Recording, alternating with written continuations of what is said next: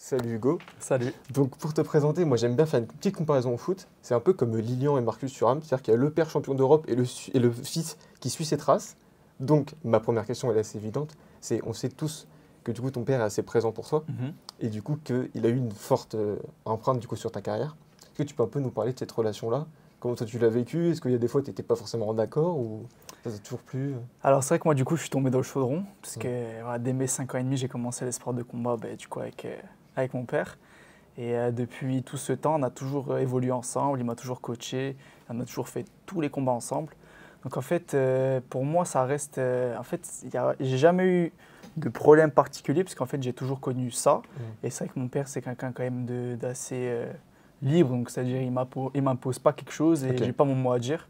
Donc non, pas du tout, justement, je suis quand même assez libre, on discute beaucoup de comment on va mener un combat, enfin on discute vraiment librement, il n'y a pas vraiment cette autorité en mode Ouais, c'est pas ton père-fils. père, ton head coach et du coup ça ferait Ouais, vraiment non, pas du tout, on est vraiment fusionnel. Ok. Et ce truc de respect en mode père-fils, ça, il n'y a pas du tout. Ok.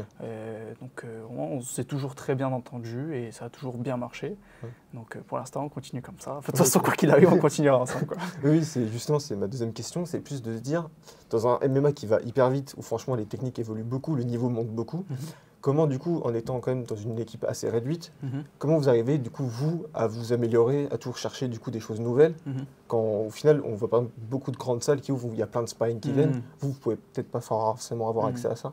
Alors nous, ce qu'il faut savoir, c'est qu'on a quand même une école qui est là depuis 20 ans. Donc c'est vrai que le club il existe déjà depuis 20 ans. Donc on a pas mal de combattants qui ont été formés. Et c'est vrai que même si on n'a plus des combattants qui sont actifs aujourd'hui, ils sont toujours à la salle. Donc ça permet toujours d'échanger et de tourner avec pas mal de types.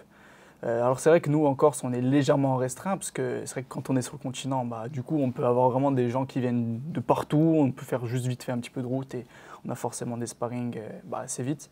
Nous, on est un petit peu réduit sur ça, mais on a toujours fait le taf. On a pas mal de sparring partners à la salle. J'ai toujours évolué comme ça. De temps en temps aussi, on évolue avec le club, la Bushido Academy d'Ajaccio. Du coup, ils sont quand même à 2h30 de chez nous, parce que moi, je suis de Bastia, eux, d'Ajaccio. Donc, ça fait quand même pas mal de trajets, mais de temps en temps, on fait des petits échanges, des petits sparring. Ouais, pour rester toujours au haut niveau et être toujours. Voilà, c'est ça, exactement, pour tourner avec des nouvelles personnes. Et sinon, de temps en temps aussi, je pars sur le continent, que ce soit à Paris. Et récemment, je suis parti un petit peu sur Marseille pendant 10 jours, justement pour un petit peu la prépa de ce combat. De ce combat, ok, parfait. Moi, je voulais revenir très brièvement sur ta carrière amateur. Tu as quand même fait une grosse carrière amateur. Toi, quel bilan t'en fais un peu? Parce qu'on sait qu'à la fin, il y a eu une frustration et du coup, cette main cassée qui t'empêche du coup de faire les championnats de France et pourquoi pas derrière aller chercher des championnats d'Europe ou du monde. Comment tu fais un peu ce bilan, toi, de cette carrière amateur? Alors, c'est vrai que j'ai eu une carrière amateur quand même assez complète. J'ai fait 21 combats de MMA dans cette carrière. Ce qu'il faut savoir en plus, c'est qu'avant, j'avais combattu en kickboxing, beaucoup en pancrace. J'avais fait du MMA jeune aussi, qui n'est pas référencé. Oui, voilà, ok. Quand j'étais parti en Italie, j'ai fait des combats de grappling. Donc voilà, j'ai fait quand même beaucoup de combats. Et du coup, après, j'ai fait pas mal d'MMA League. J'en ai remporté 3. Et justement, la 4e, après, on va revenir un petit peu dessus. Ouais. Et donc, j'ai pu faire les championnats du monde avec l'équipe de France. Donc vraiment, j'ai pu toucher un peu à toutes les compétitions. J'ai fait pas mal de galas. Et c'est vrai qu'aujourd'hui, on s'est dit on va passer pro. Parce que voilà, on avait quand même une belle expérience. Et je me sentais vraiment prêt. Forcément, on a discuté avec la team. Mais c'est vrai que moi, en plus, comme j'ai un profil plutôt striker, c'est vrai que j'avais hâte de pouvoir passer pro, pouvoir bien m'exprimer, parce que là, du coup, on passe sur des gants taille 4, plus de protège tibia, coup de coude, genou, visage. Enfin, là, c'est vraiment la totale. Donc, vraiment, moi, j'ai été satisfait de ma carrière amateur. J'ai eu des victoires. Donc, je totalise 21 combats, donc j'ai 16 victoires et 5 défaites. Des défaites qui m'ont beaucoup fait grandir. J'ai pas eu que pas que du vert, mais j'ai eu des adversaires souvent coriaces. Et j'ai toujours fait des guerres, je me suis toujours donné à fond, notamment même aux IMAF. Voilà, j'avais passé un tour, après j'avais pris un Kazakh habitué des IMAF. Bon, on connaît les Kazakhs, ils adorent poncer les IMAF. Donc c'était une grosse expérience. Et du coup, voilà, c'est vrai que j'ai fini ma carrière amateur sur une main cassée, parce que du coup c'était la MMA League Paris où j'avais fait 3 combats. Et justement, dans le 3e combat, en fait, je me pète la main au premier round. Et là, du coup, je me dis, oh, là, c'est la merde. Ouais. Mais du coup, j'ai serré les dents et j'ai finalisé mon adversaire quand même avec la main cassée. Okay. Et d'ailleurs, même avec cette main, je l'ai finalisé avec cette main pétée. Bon, du coup, après, derrière ça, repos. Donc, pas mal de repos, tout ça. Et Et là, après, on s'est posé la question de est-ce que je vais passer pro, surtout que je devais combattre au PFL, c'était PFL, Lyon. c'était Ouais, c'est PFL ça. Lyon, voilà, Ouais. c'était PFL Lyon.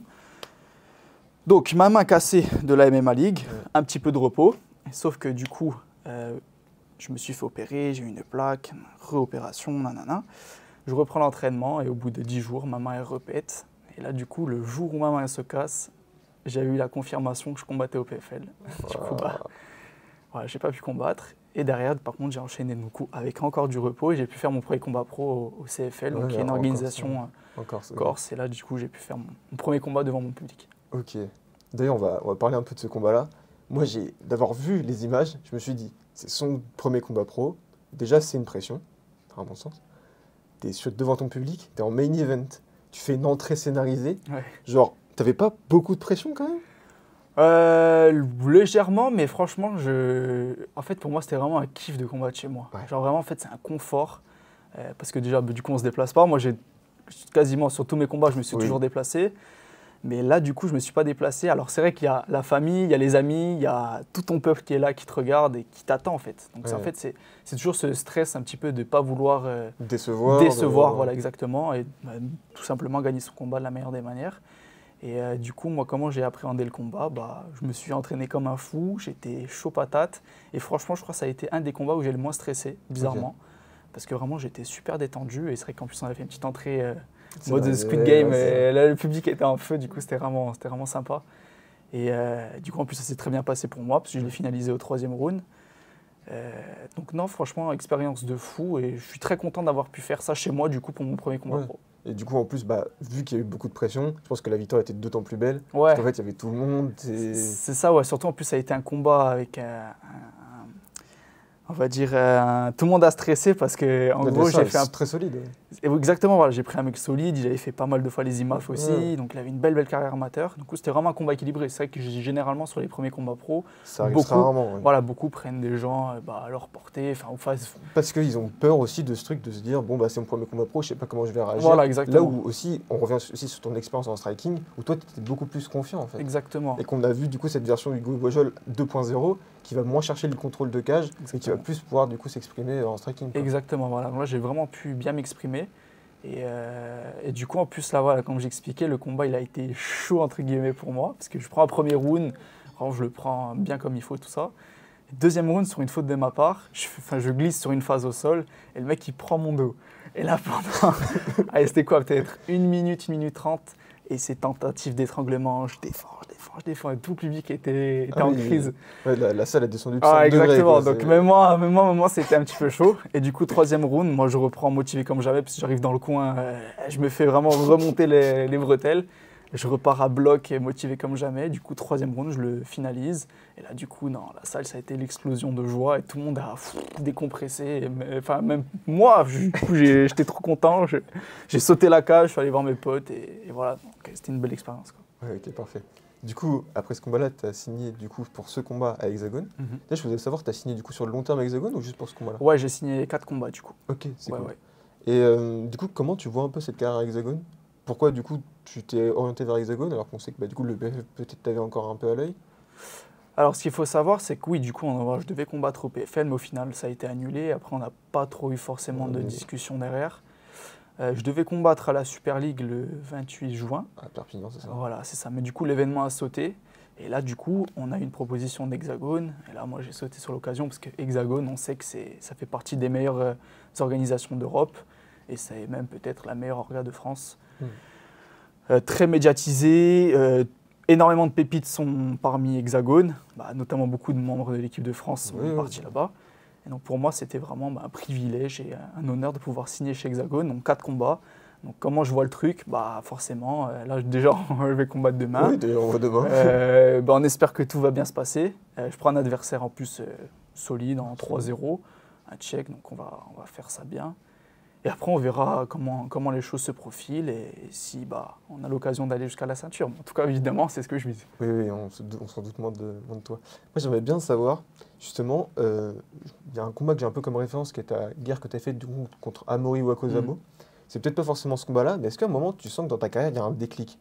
Souvent, chez certains combattants, on va se dire sur ce combat-là, par exemple, j'ai pris confiance en mon striking, ou des choses comme ça. Est-ce que tu as un combat qui un déclic? Alors, on va dire que mon premier combat en amateur où il y a eu un déclic, c'était contre Théo Ulrich. Donc c'était mon 3e combat amateur. On avait fait ça, c'était un combat sur Marseille. Et en fait, ce combat-là, on avait fait une belle guerre, on avait fait un combat très serré. Je perds la décision. Enfin, c'était vraiment serré, serré, serré. Et en fait, sur ce combat-là, je voulais trop rentrer et lui arracher la tête. Ouais. Donc ça, et ça, évidemment, c'est quelque chose à ne pas faire. Ouais. Trop venir chercher le KO, trop vouloir frapper fort, et généralement, ça ne vient pas. Et du coup, j'ai fini le combat, j'étais vraiment rincé, j'avais plus d'énergie. Et ce combat-là, il m'a beaucoup fait grandir, parce que du coup, j'ai commencé à être beaucoup plus posé, beaucoup plus réfléchi. Et c'est vrai que là, ma manière de combattre a évolué. C'est d'ailleurs après ça, je crois que j'ai enchaîné 10 victoires d'affilée en amateur. Et voilà, tout ça, ça a vraiment été un combat marquant pour moi. Après, oui, contre celui à Amaury, on avait fait une belle guerre aussi. Et c'est vrai que bon, là, j'étais pas trop là ce soir-là. Mais du coup, j'avais perdu ce combat-là. Et c'est vrai qu'après, j'ai enchaîné là, sur que des victoires et notamment mon combat professionnel. Et c'est vrai que ce combat professionnel que j'ai fait, là, je me suis senti vraiment beaucoup plus à l'aise et beaucoup plus libre, du coup, sans protection, etc. Ok, parfait.